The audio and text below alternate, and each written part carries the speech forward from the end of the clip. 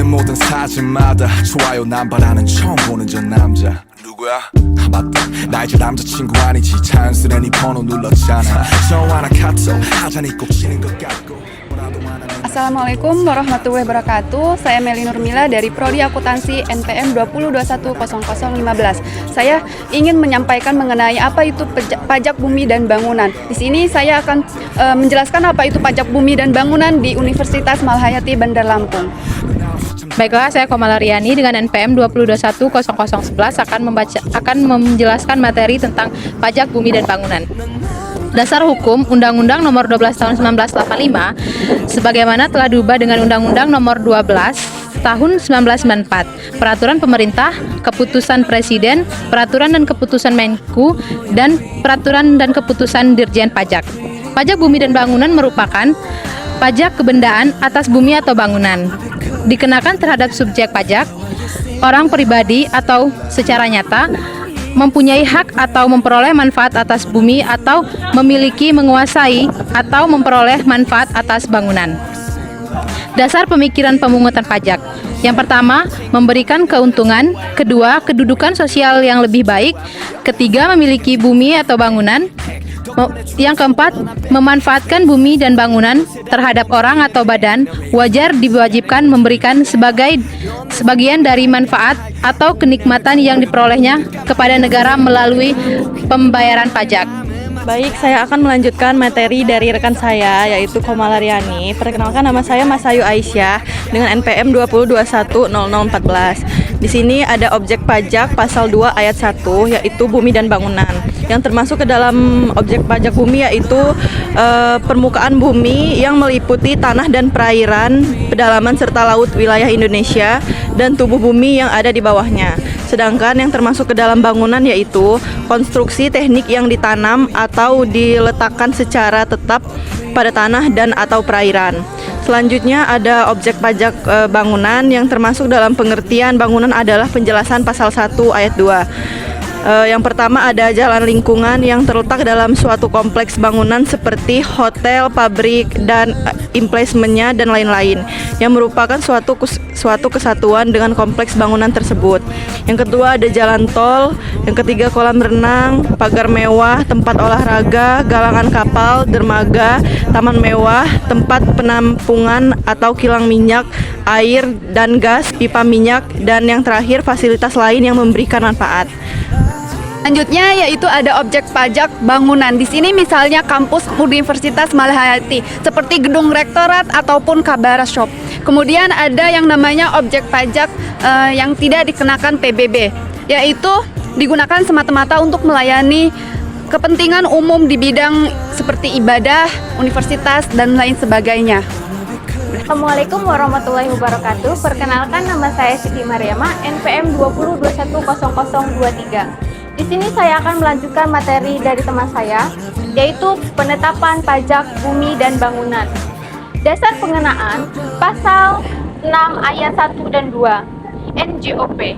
Nilai jual objek pajak adalah harga rata-rata yang diperoleh dari transaksi jual beli yang terjadi secara wajar.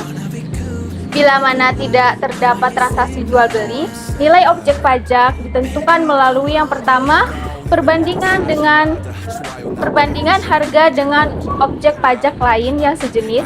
Yang kedua, nilai perolehan baru. Yang ketiga, nilai jual objek pajak pengganti. NJOP ditetapkan setiap 3 tahun oleh Menteri Keuangan, kecuali untuk daerah tertentu. Ditetapkan setiap tahun sesuai dengan perkembangan daerahnya. Penentuan NJOP, penilaian objek pajak PBB. Ada 2, yaitu yang pertama pendekatan nilai. Ada 3 poin. Yang pertama pendekatan data pasar, yang kedua pendekatan biaya, yang ketiga pendekatan pendapatan. Yang kedua cara penilaian. Ada 2 poin. Yang pertama penilaian massal, yang kedua penilaian individual. Saya Leti Veronica, NPM 20210012. Saya akan melanjutkan materi yang disampaikan oleh teman saya. Di sini ada pendekatan penilaian. Pendekatan data pasar atau market data approach NJOP dihitung dengan cara membandingkan objek pajak yang sejenisnya dengan objek lain yang telah diketahui harga pasarnya. Pendekatan ini pada umumnya digunakan untuk menentukan NJOP tanah, namun dapat juga dipakai untuk menentukan NJOP bangunan. Di sini juga ada pendekatan biaya atau cost approach, yaitu pendekatan ini digunakan untuk menentukan nilai tanah atau bangunan, terutama untuk menentukan NJOP bangunan dengan menghitung seluruh biaya yang dikeluarkan untuk membuat bangunan baru yang sejenis dikurangi dengan penyusutan fisiknya. Di sini juga ada pendekatan pendapatan, yaitu income approach, yaitu pendekatan ini digunakan untuk menentukan NJOP yang tidak dapat dilakukan berdasarkan pendekatan data pasar atau pendekatan biaya, tetapi dilakukan berdasarkan pendekatan data pasar, ditentukan berdasarkan hasil bersih objek pajak tersebut. Yang kedua, pendekatan ini terutama digunakan untuk menentukan NJOP galian tambang atau objek perairan. Terus di sini ada cara penilaian. Penilaian massal, yaitu mass appraisal. NJOP bumi dihitung berdasarkan nilai indikasi rata-rata NIR yang terdapat pada setiap zona nilai tanah atau ZNT. Yang kedua, NJOP bangunan dihitung berdasarkan daftar biaya komponen bangunan atau DBKP dikurangi penyusutan fisik. Yang ketiga, perhitungan penilaian massal dilakukan dengan menggunakan program komputer atau computer assisted valuation atau CAP. Yang kedua, penilaian individual appraisal, yaitu diterapkan untuk objek tertentu yang bernilai tinggi atau keberadaannya mempunyai sifat khusus. Antara lain adalah jalan tol, pelabuhan, laut atau sungai atau juga udara. Terus lapangan golf, terus ada industri semen atau pupuk, PLTA, PLTU, PLTG, terus ada pertambangan, terus ada tempat rekreasi, dan yang terakhir objek pajak tertentu seperti rumah mewah, pompa bensin, jalan tol, objek rekreasi, usaha perkebunan, perhutanan, dan pertambangan. Saya akan melanjutkan materi dari teman saya, yaitu ada nilai jual objek pajak tidak kena pajak atau NJOP TKP pasal 3 ayat 3. NJOP TKP, batas NJOP di mana WP tidak terhutang pajak ditetapkan secara regional maksimal dengan Rp 12 juta untuk setiap wajib pajak. Yaitu ada lagi perwajib pajak diberikan untuk bumi dan atau bangunan. Apabila seorang wajib pajak mempunyai beberapa objek pajak yang diberikan NJOP TKP hanya salah satu objek pajak yang nilainya terbesar. Selanjutnya ada dasar perhitungan pasal 6 ayat 3 dan 4, nilai jual kena pajak serendah-rendahnya 20% dan setinggi-tingginya 100%. Persentase NJKP ditetapkan dengan peraturan pemerintah. Selanjutnya yaitu ada dasar perhitungan pajak pada pasal 6 ayat 3 dan ayat 4, nilai jual kena pajak antara lain yaitu serendah-rendahnya 20% dan setinggi-tingginya adalah 100%. Jadi persentase NJKP ditetapkan dengan peraturan pemerintah. Selanjutnya yaitu penetapan besarnya nilai pajak PP nomor 25 tahun 2002 nilai jual kena pajak yang pertama yaitu ada objek pajak lainnya yang NJOP 1 miliar rupiah, kedua ada objek pajak perkebunan, yang ketiga ada objek pajak kehutanan, yang keempat ada objek pajak pertambangan, kemudian ada objek pajak lainnya yang NJOP-nya lebih dari 1 miliar rupiah. Yang pertama yaitu ada 40% X NJOP dan 20% X NJOP. Kemudian yang ketiga yaitu ada tarif pada pasal 5, ada tarif tunggal, kemudian ada 0,5%. Baik, di sini saya Eka Nur Rahmawati dengan nomor NPM 2210007. Di sini saya akan melanjutkan materi dari teman saya, yaitu contoh perhitungan besar ketetapan PBB. Yang pertama adalah luas tanah, itu sama dengan 125 meter persegi dengan NJOP sebesar Rp160.000 per meter perseginya. Lalu yang kedua adalah luas bangunan, yaitu 65 meter persegi dengan NJOP Rp310.000 per meter perseginya. Perhitungannya, NJOP bumi sama dengan 125 meter persegi dikali Rp160.000 dengan hasil 20 juta. Lalu NJOP bank itu sebesar bangunan sebesar 65 meter persegi dikali Rp310.000 dengan hasil Rp20.150.000. NJOP totalnya itu sebesar Rp40.150.000. NJOP PTKP atau NJOP yang tidak kena pajak itu sebesar 8 juta, lalu dikurangi sebagai NJOP perhitungan PBB sebesar Rp32.150.000.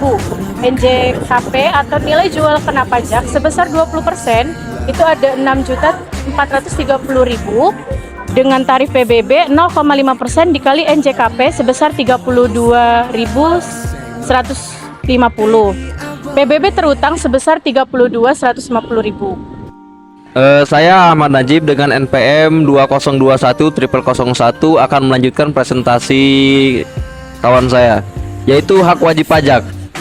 Yang pertama, mengajukan keberatan apabila data subjek maupun objek yang tertulis dalam SPPT tidak sesuai dengan keadaan yang sebenarnya di lapangan.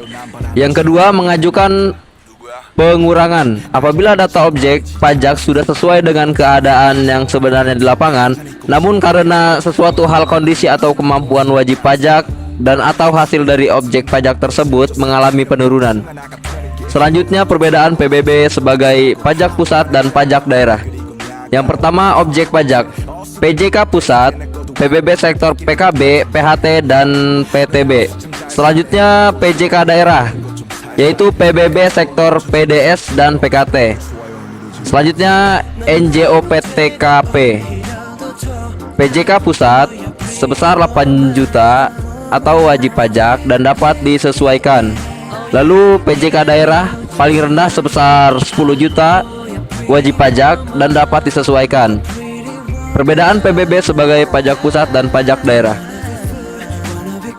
Yang pertama, tarif pajak pusat yaitu tunggal 0,5%. Selanjutnya, pajak daerah paling tinggi 0,3%.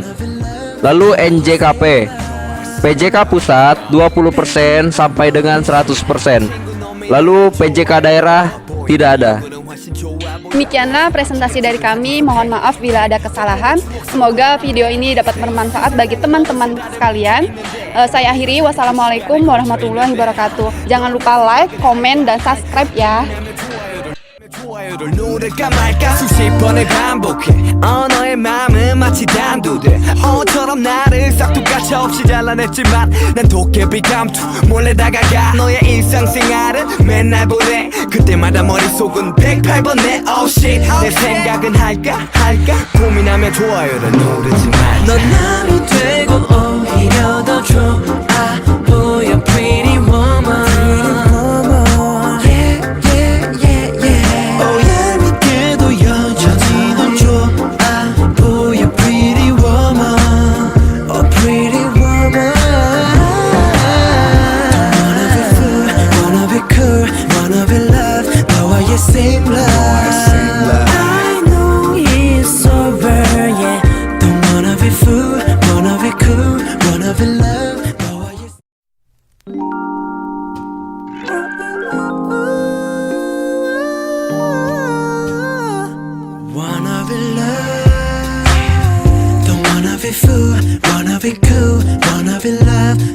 same love Baby I want it 네가 어울리는 모든 사진마다 좋아요 남발하는